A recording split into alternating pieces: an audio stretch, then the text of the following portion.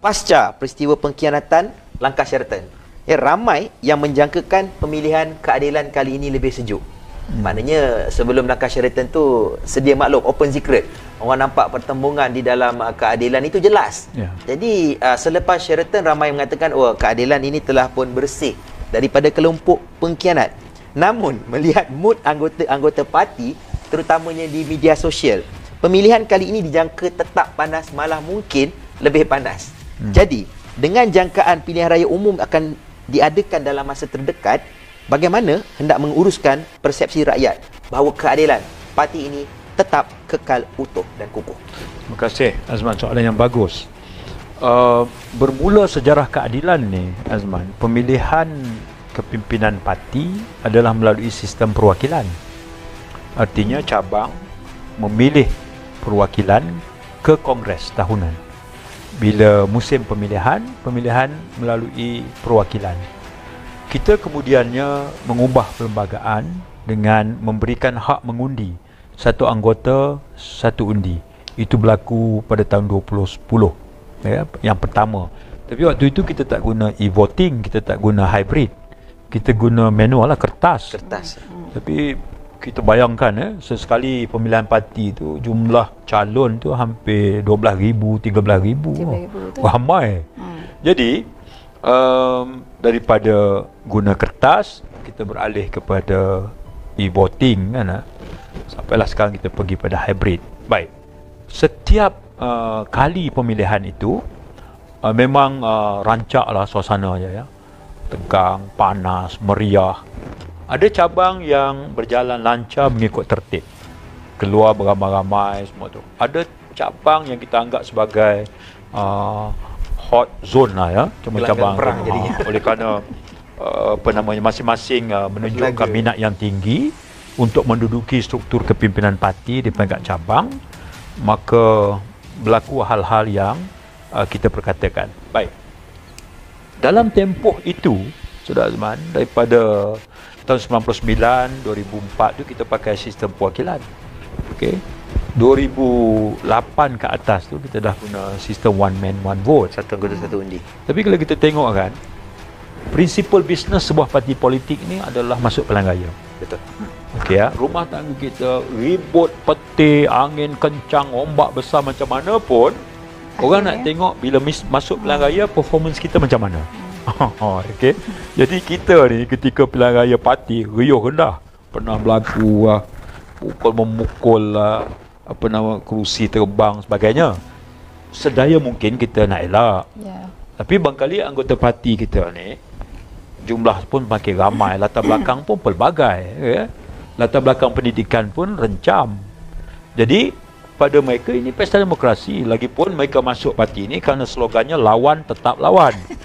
Kita suruh dia lawan pemerintah. Dia kata slogan ini terpakai juga sama kita. Itu seluruh di bawah.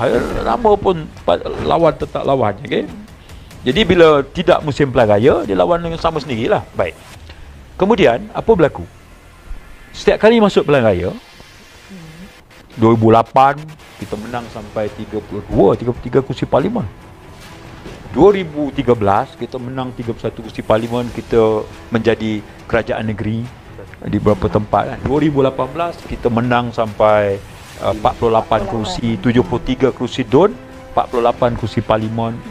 Jadi kalau tengok progres keadilan ini, prinsipal bisnesnya adalah prinsipal aktivitinya adalah masuk pilihan raya, graf dia tu menaik. Jadi parti ini masa musim pemilihan meriahlah.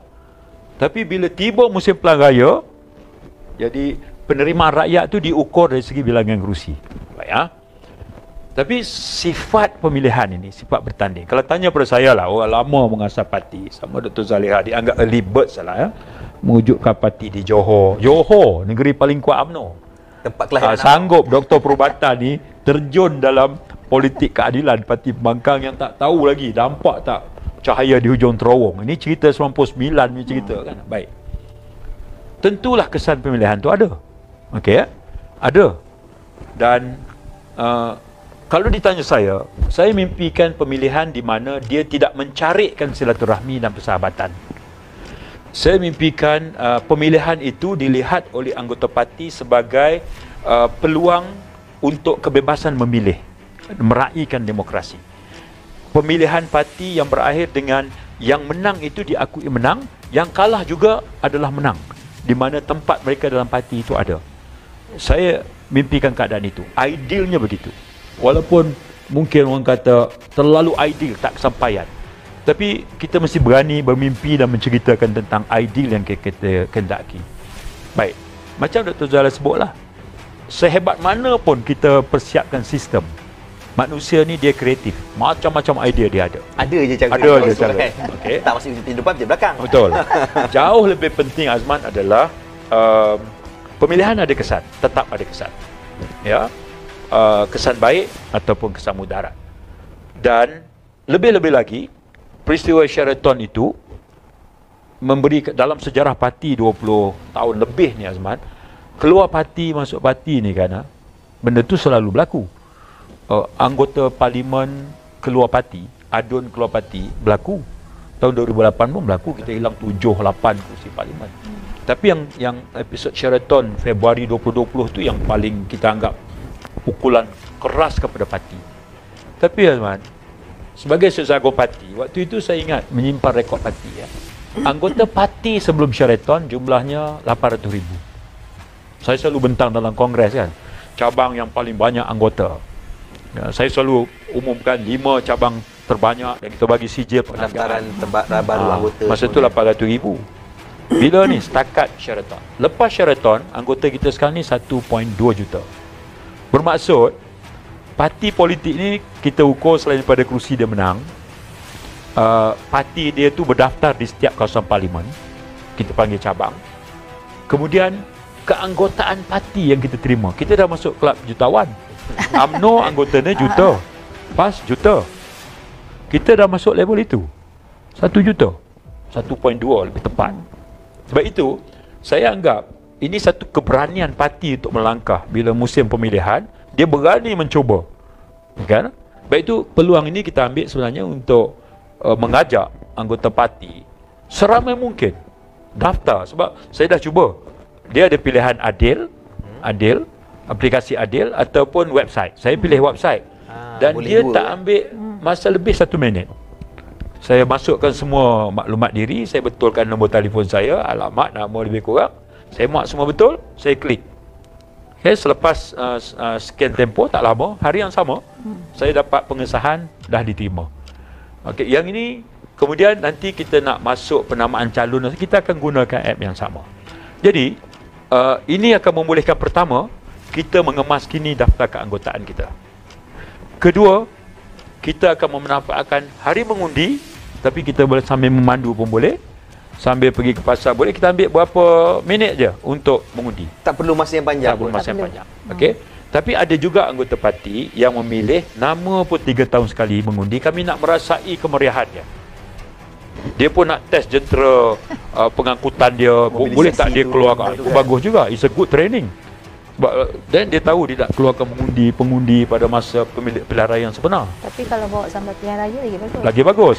Yang kita tak nak adalah masa pilihan parti meriah, habis-habisan. Pilihan raya dia hilang. Pilihan raya dia slow. Itu tak bagus.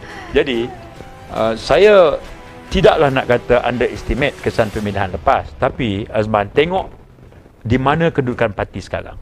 Betul, Sheraton memberi kesan, pengkhianatan memberi kesan. Tapi di mana kita sekarang? Parti kita ni masih intact dan compact. Jadi itu hakikat yang siapa pun tak boleh nafikan. Baik kawan maupun lawan.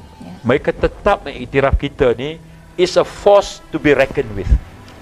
Satu kuasa yang mereka kena akui kewujudan kita dalam landscape politik negara. Baik, terima kasih Datuk Seri. Setiap kali pemilihan, apa juga yang terjadi, baling kursi ke apapun dibaling, tapi pilihan raya bersama. Boleh kempen bersama-sama. Itulah yang unik dan indahnya di dalam keadilan.